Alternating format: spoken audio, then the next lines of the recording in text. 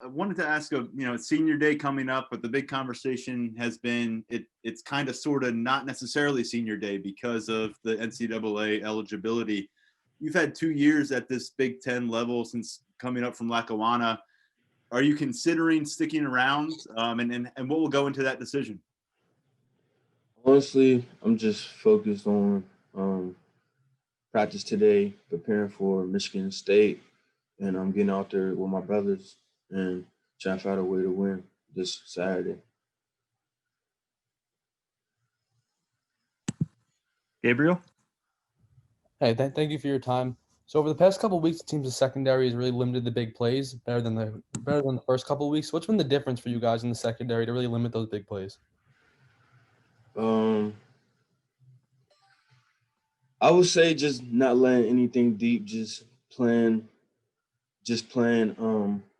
whatever defense we're in at the time, just doing our jobs and just make sure that we don't allow anything deep, we shut down the receivers from the other team. So Peter Terpster? Hey, I'm wondering if you could just kind of walk me through your story, how you ended up at a junior college, how you made your way to Penn State, and what were some of the challenges that you had to overcome to make it this far? in high school, like my first 2-3 years, I had trouble with like my grades at first, and then like at the end, like it was coming close to where like if I just passed it, if I got a certain score on the SATs, that I would be eligible for Division 1. But I never took my SATs, so I decided to go to junior college. Mark Duda came to my high school, recruited me, and ever since then, the sky's been the limit. Some challenges was junior college, especially being away from home, like 4 hours. I mean, it wasn't bad, but being 4 hours in Scranton, PA, and try to know like a whole bunch of people on the team and things like that. First time off to college, and so I would say that's a big challenge. And then living in like a room for like 4 people, that's a big challenge too. So those were my challenges. Audrey? Sorry, struggling to find the unmute button. Thanks for your time this afternoon. One of the things we've been asking your teammates about are some of the sacrifices that you guys have had to make, during the pandemic just to be able to play this year. Some of your teammates have said that we don't know half of the sacrifices that you guys have made, not seeing family and all that kind of stuff. What's that been like for you? What are some of the things that you've had to sacrifice to play this year? Honestly, the biggest one is family, of course. Not seeing my mom after the game or before the game, and like my uncle, my brothers, my sister. So not seeing family, and then obviously not seeing friends too. Like after the games, like just chilling after the game, and not going out as much, like just to like the restaurants or anything like that. So those are, I would say those. Donnie? Hey, Jaquan, are you happy with how you've been playing the last couple of weeks? I could be better. So no. Tyler? Jaquan, Joey Porter Jr. was freshman of the week at the Big Ten level for his effort against Rutgers. What have you seen from him each and every week as a first-year starter in this defense? Honestly, just wanting to get better every day. Joey comes out, works on his footwork, works on his hands, and he just gets better every day and taking as much information as he can from the leaders on the team, the seniors of the team, the older guys in the room. And honestly, he looks phenomenal. And he's going to continue to get better. Joey Porter, that's a name people are going to hear in a couple of years. Gabriel? So with Tariq Castro-Fields out the past couple of weeks, some of the younger guys, you talked about Porter. How do you see from Marquise Wilson, Daquan Hardy, Keaton Ellis, that they've really stepped up and done a good job at corner? At Penn State is the next man mentality, so those guys have stepped up a lot. They came in. DeQuay Hardy, he's been having a great year to me. Marquise Wilson and those guys, they've been coming in, making plays, doing what the coaches ask, and that's it. Donnie? What kind of things do you think you can improve on? It seems like the last couple, the defensive player of the week thing this week, but it seems like the last couple of weeks you've been all over the field. What kind of things do you think you can improve on to get even better? Honestly, just a step closer to an interception. When it comes to those plays, just make my plays.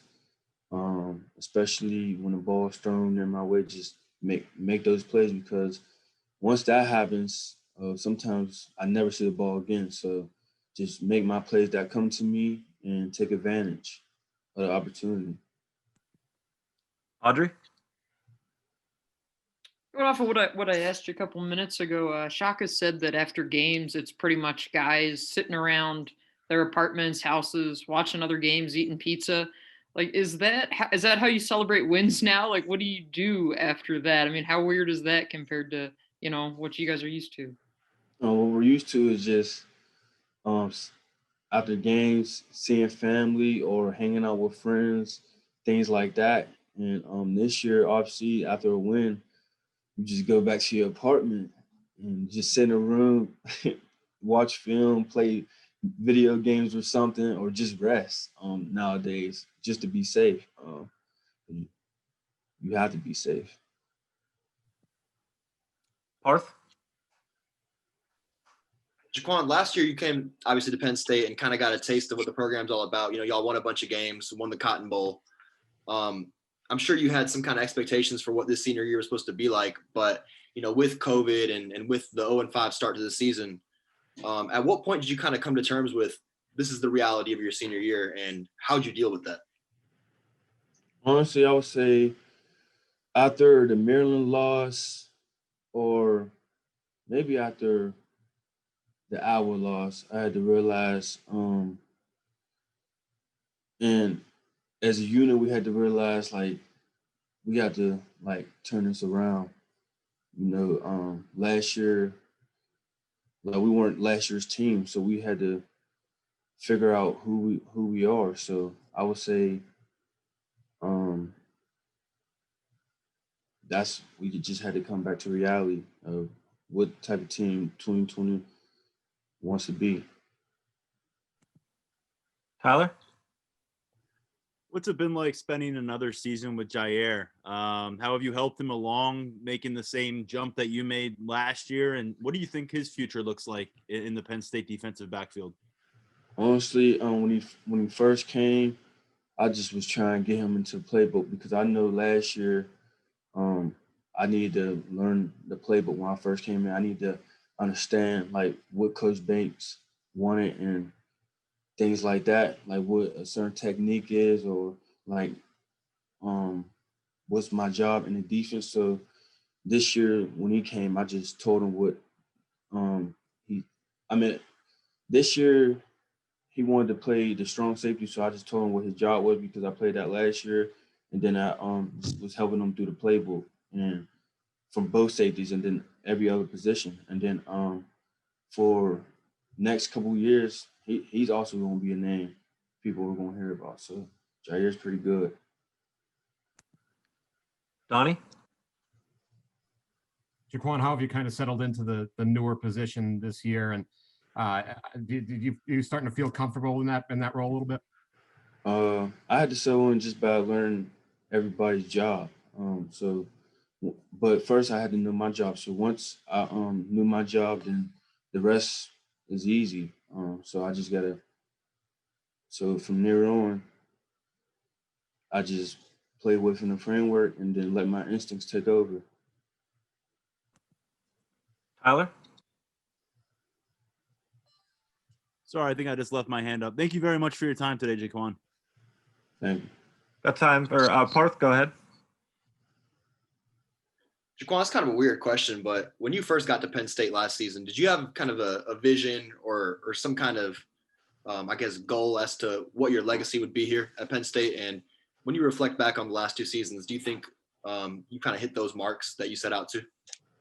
When I first came here, my vision was to step on Penn State's field in front of my family and like the fans and things like that. So that was my vision, to step on the field and to show like everybody back in my hometown that it's possible, anything's possible. So and I did that, and there's still some goals that I haven't reached yet, but honestly, just being an Nittany Lion is great. I'm thankful. We'll go 2 more questions. Donnie, then Audrey. Donnie, go ahead. Jaquan, do you still stay in touch with Coach Duda at all? And what has he kind of meant to you during your career? I still talk to Coach Duda to this day. We just texted probably like 2 days ago, but he's meant a lot to me. You know, he took me in. He helped me do a lot. I could call him and ask him about anything.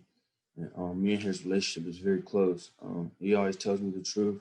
And he always keeps it up front with me. Like if I'm playing bad, he'll tell me, and he'll tell me what I need to do. Or if I'm playing good, he'll say, you just got to continue to get better. So I just like how old school he is. And he's himself. So Last question. Audrey, go ahead. Something we've asked your teammates as well is like, you've outlined kind of all the sacrifices you guys have had to make to play this year. I know getting an extra year of film was really important for a lot of you guys like yourself. Has it been worth it? Have all those sacrifices that you've made been worth it to be able to get that film, this year? yes. I feel like just playing football, there's so many people that wants to be in our shoes. So it was definitely worth it. I mean, just playing out there on the field with my brothers, and it was definitely worth it. Just coming out here, just playing football. That's what I love to do.